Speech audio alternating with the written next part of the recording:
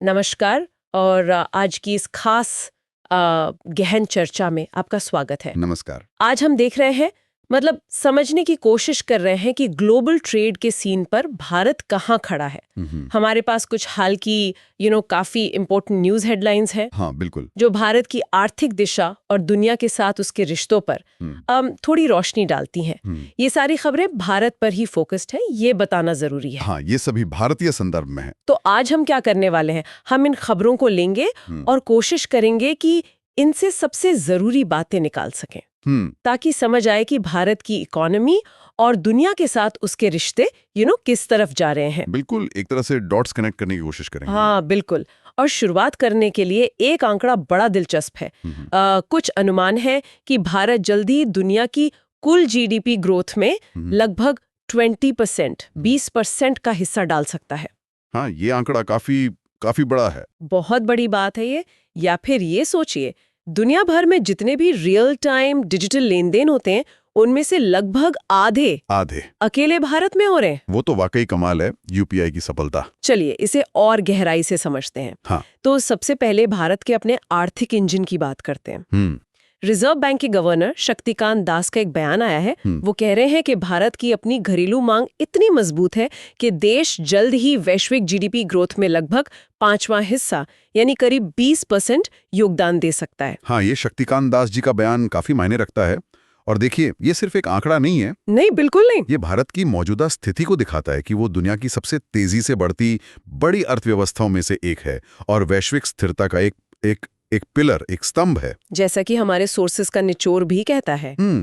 अब सवाल ये है कि ये मजबूत घरेलू मांग ये इतनी जरूरी क्यों है आज के माहौल में? हाँ, ये समझना जरूरी है, क्योंकि दुनिया भर में तो सुस्ती की बातें ज्यादा हो रही हैं। बिल्कुल बिल्कुल।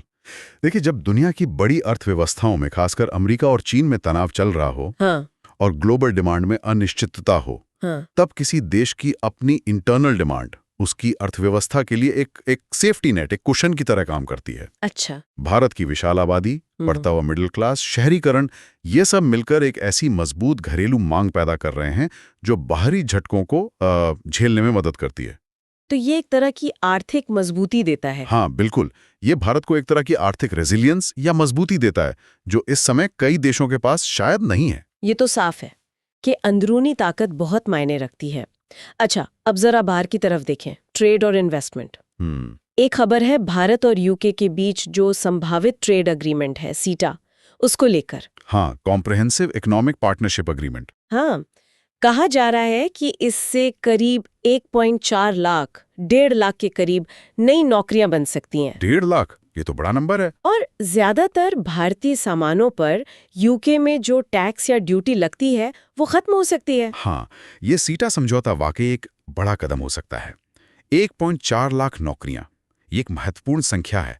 अगर हम सोचें कि ये कहाँ से आ सकती हैं। हाँ, कहाँ से, मतलब कौन से सेक्टर्स? तो देखिए, कपड़ा उद्योग है, लेदर गुड्स हैं, इंजीनियरिंग का सामान है, यहाँ तक कि एग्रीकल्चरल प्रोडक्ट्स के एक्सपोर्टर्स को भी फायदा मिल सकता है। अच्छा। और सिर्फ गुड्स ही नहीं, सर्विसेज सेक्टर में भी, जैसे IT services, financial services, consulting, इनको यूके के बाजार तक बेहतर पहुंच मिल सकती है। तो मतलब इसका असर काफी फैला हुआ हो सकता है। हाँ बिल्कुल, काफी व्यापक असर हो सकता है इसका। और सिर्फ यूके ही नहीं, दक्षिण कोरिया के साथ भी व्यापार बढ़ाने पर जोर है। हाँ, वो खबर भी है। खबरों के मुताबिक दोनों देश इलेक्ट्रॉनिक्स, इलेक्ट्रिक गाड़ियों यानी ईवीज के पुर्जे और डिजिटल सप्लाई चेन में सहयोग बढ़ाने के रास्ते तलाश रहे हैं। ये दिलचस्प है क्योंकि ये दोनों ही फ्यूचर के बड़े एरिया हैं। बिल्कुल। और इन ट्रेड स्टेप्स को, चाहे वो यूके के साथ हो या कोरिया के साथ, हमें एक बड़े कॉन्टेक्स्ट में देखना होगा। कैसे?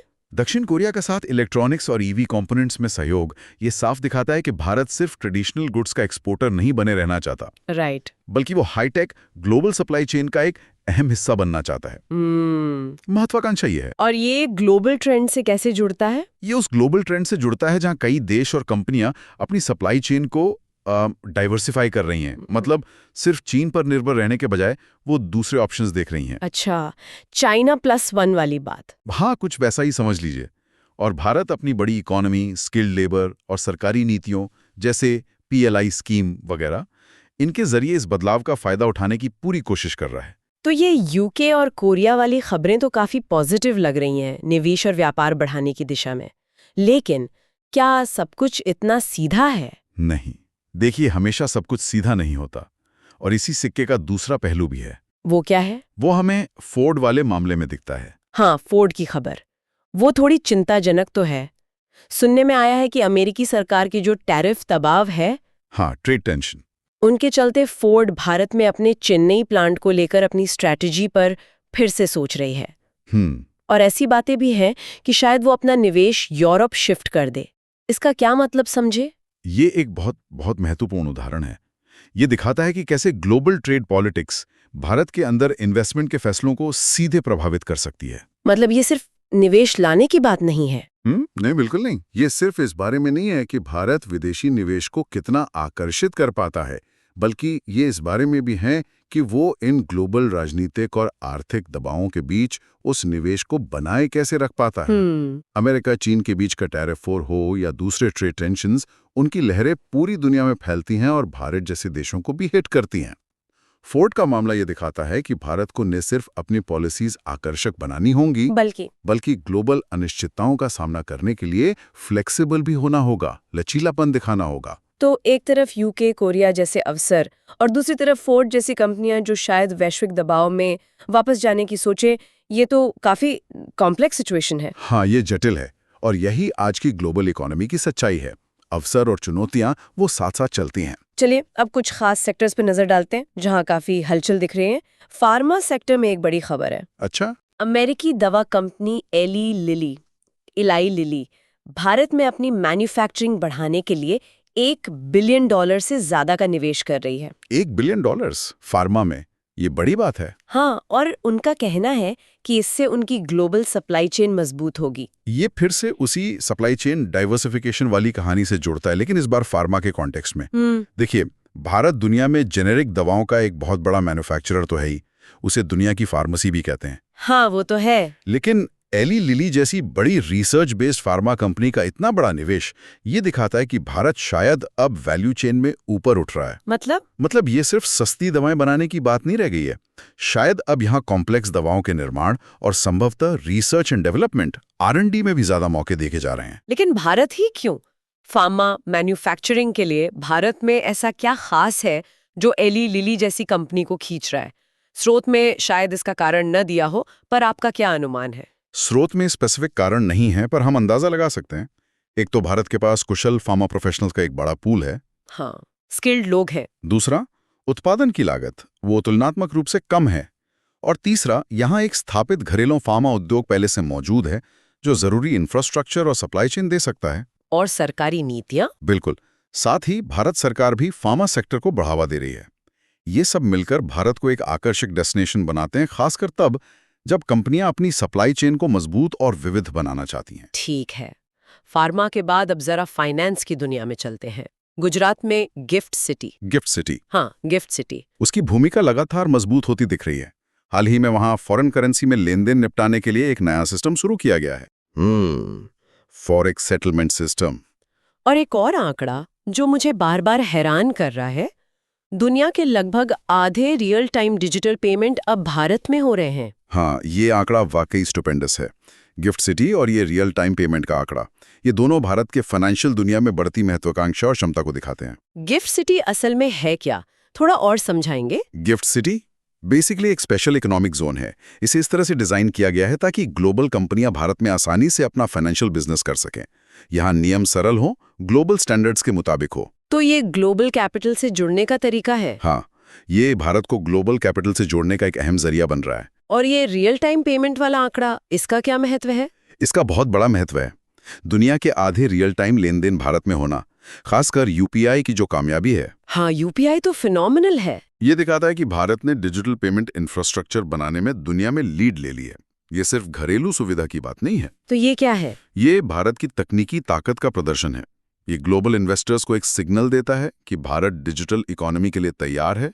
ये गिफ्ट सिटी जैसी पहलों को और मजबूती देता है। कैसे? क्योंकि एक आधुनिक फाइनेंशियल सेंटर के लिए एक मजबूत डिजिटल पेमेंट सिस्टम रीढ़ की हड्डी की तरह होता है। ये वैश्विक फाइनेंशियल नियमों के साथ अलाइन करने की भारत की कोशिशों को भी दिखाता है, जैसा कि हमारे स्रोतों में भी जिक्र है। फाइनेंस और फार्मा के अलावा टेक सेक्टर में भी काफी कुछ हो रहा है। एक फ्रांसीसी सॉफ्टवेयर कंपनी है डसॉल्ट सिस्टम्स। हाँ, डसॉल्ट इंजीनियरिंग और 3D डिजाइन में बड़े खिलाड़ी हैं। वो भारत में अपना काम बढ़ा रही है, पुणे में एक नई यूनिट खोल रही है और उनका लक्ष्य है भारत से $1 बिलियन का रेवेन्यू कमाना। अच्छा, इसे अगर हम दक्षिण कोरिया के साथ टेक सहयोग वाली खबर के साथ जोड़कर देखें, हाँ, तो ये भारत के टेक सेक्टर में लगातार बनी हुई इंटरनेशनल रुचि को दिखाता है। और ये सिर्फ आईटी सर्विसेज या कॉल सेंटर वाली बात नहीं है। नहीं, ये हाई एंड काम है। बिल्कुल, डसॉल्ट सिस्टम्स जैसी कंपनियां हाई एंड इंजीनियरिंग, डिजाइन और सॉफ्टवेयर डेवलपमेंट के लिए भारत आ रही हैं।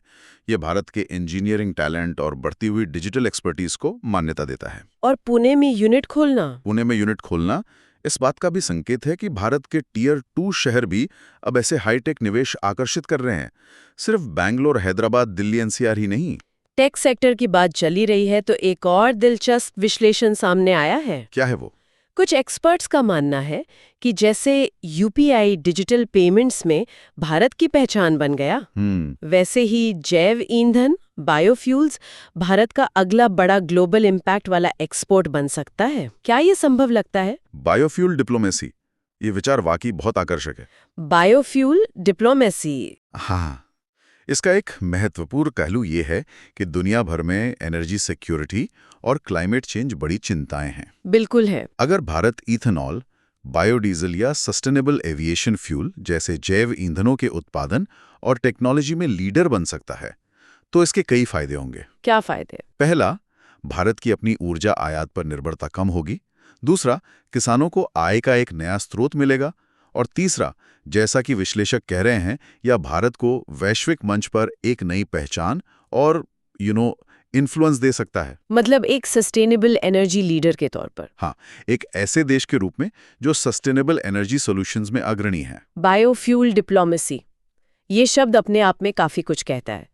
जैसे भारत ने दुनिया को सस्ता और सुलभ डिजिटल पेमेंट सिस्टम दिया, यूपीआई, क्या वैसे ही वो सस्ता और टिकाऊ जैव ईंधन भी दे सकता है? देखिए, क्षमता तो निश्चित रूप से है, हालांकि इसमें चुनौतियां भी होंगी, जैसे जमीन का इस्तेमाल कैसे होगा, फूड सिक्योरिटी पर क्या असर पड़ेगा, टेक्नोलॉजी को स्केल अप करना, ये सब। हाँ, चुनौतियां तो होंगी। लेकिन अगर भारत इसे सही तरीके से कर पाता है तो ये उसके विदेश नीति और वैश्विक स्थिति के लिए एक बड़ा गेम चेंजर साबित हो सकता है।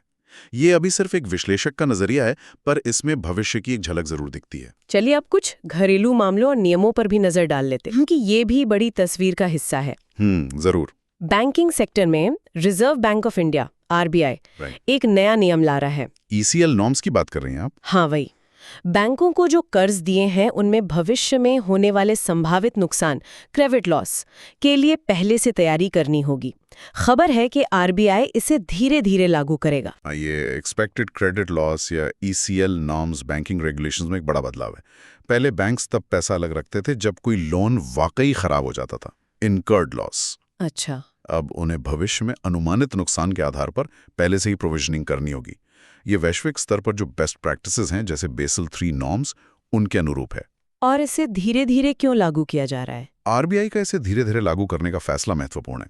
इसका मकसद ये है कि बैंकों पर एकदम से फाइनेंशियल बोझ न पड़े और बैंकिंग सिस्टम में स्थिरता बनी रहे, कोई झटका ना लगे सिस्टम को।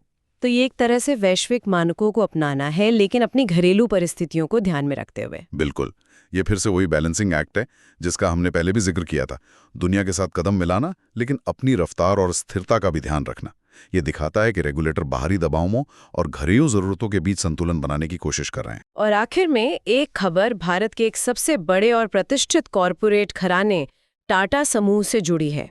टाटा ग्रुप। सुनने में आया है कि समूह के भीतर खासकर टाटा सन्स जो होल्डिंग कंपनी है, उसकी शेयर बाजार में लिस्टिंग को लेकर कुछ बहस या तनाव चल रहा है और इस मामले पर सरकार की भी नजर है। इस खबर को हमें बहुत सावधानी से देखना होगा।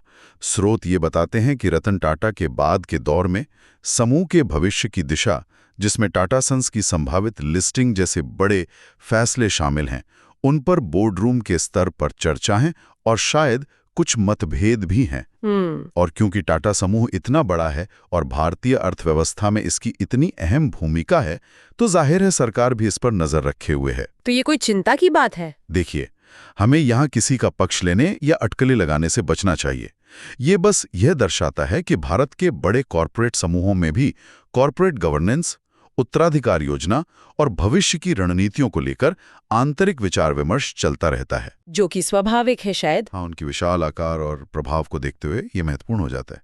ये एक स्वाभाविक प्रक्रिया हो सकती है, खासकर इतने बड़े और विविध समूह में। अच्छा, तो हमने काफी कुछ कवर कर लिया। भारत की अपनी आर्थिक ताकत, यूके और कोरिया के साथ ट्रेड की संभावनाएं, फोर्ड जैसी चुनौती, फार्मा और टेक में बड़ा निवेश, गिफ्ट सिटी और यूपीआई की सफलता, बायोफ्यूल की क्षमता और फिर घरेलू रेगुलेशन और कॉरपोरेट जगत की हलचल। तो इसका कुल मिलाकर मतलब क्या है? क्या तस्वीर उभर रही है? अगर हम इन सभी अलग अलग धागों को एक साथ पिरोएं तो तस्वीर ये उभरती है कि भारत एक ऐसे मोड़ पर खड़ा है जहां वो वैश्विक अर्थव्यवस्था में अपनी भूमिका को सक्रिय रूप से आकार दे रहा है। एक तरफ मजबूत घरेलू मांग उसे एक स्थिर आधार दे रही है, दूसरी तरफ वो व्यापार समझौतों और निवेश आकर्षित करके दुनिया से और गहराई से जुड़ने की कोशिश कर रहा है, जिसमें सफलताएं भी हैं, जैसे एली लिली, डसॉल्ट, और चुनौतियां भी, जैसे फोर्ड। बिल्कुल, और चुनौतियां भी हैं। तीसरी बात, वो नए और भविष्य के क्षेत्रों में tech, EV, biofuel, digital finance अपनी पहचान बना रहा है। और चौथी बात, वो अपने घरेलू नियमों और कॉर्पोरेट प्रशासन को भी लगातार विकसित कर रहा है। तो ये एक मल्टी डायमेंशनल डेवलपमेंट की कहानी है। हाँ, इसे आप एक जटिल लेकिन गतिशील विकास कह सकते हैं। यहाँ दिलचस्प बात यह है कि ये सब चीजें एक दूसरे से जुड़ी हुई हैं। कैसे? ट्रेड पॉलिसीज इन्वेस्टमेंट को प्रभावित करती हैं, तकनीकी प्रगति नए एक्सपोर्ट अवसर पैदा करती हैं, और घरेलू नियम ग्लोबल इंटीग्रेशन को संभव या कठिन बना सकते हैं। भारत मूल रूप से वैश्विक पूंजी, टेक्नोलॉजी और बाजारों को आकर्षित करने और उनसे इंटीग्रेट होने की कोशिश कर रहा है। लेकिन साथ ही उसे अपनी घरेलू स्थिरता, रोजगार सृजन और संतुलित विकास जैसी प्राथमिकताओं का भी ध्यान रखना है। ये एक निरंतर चलने वाला बैलेंसिंग एक्ट है, जो आज के माहौल में और मुश्किल हो जाता होगा। हाँ बिल्कुल, आज के अनिश्चित वैश्विक माहौल में ये और भी चुनौतीपूर्ण हो जाता है। और जाते जाते हमेशा की तरह एक सवाल सोचने के लिए छोड़ जाते हैं। ये इन स्रोतों पर ही आधारित है, पर इसका जवाब सीधा उनमें नहीं मिलता। हमने यूपीआई की जबरदस्त सफलता देखी और अब बायोफ्यूल को अगले बड़े मौके के तौर पर देखा जा रहा है। तो सवाल ये है कि इनके अलावा अगला ऐसा अप्रत्याशित क्षेत्र कौन सा हो सकता है जहां भारत दुनिया पर अपना प्रभाव छोड़ेगा? स्पेस टेक, एआई या कुछ और? ये दिलचस्प सवाल है, या फिर ये सवाल भी उतना ही महत्वपूर्ण है। जिस तरह फोर्ड का मामला ग्लोबल ट्रेड की अनिश्चितताओं को दिखाता है, उसे देखते हुए आने वाले सालों में भारत की ग्रोथ को बनाए रखने के लिए उसकी अपनी घरेलू मांग वास्तव में कितनी ज्यादा मजबूत और टिकाऊ साबित होगी। हाँ, क्या वो बाहरी झटकों को झेलने के लिए काफी होगी? इन सवालों पर गौर करना हमें भारत की आगे की आर्थिक यात्रा को समझने में मदद करेगा। इस गहन चर्चा में शामिल होने के लिए धन्यवाद। धन्यवाद।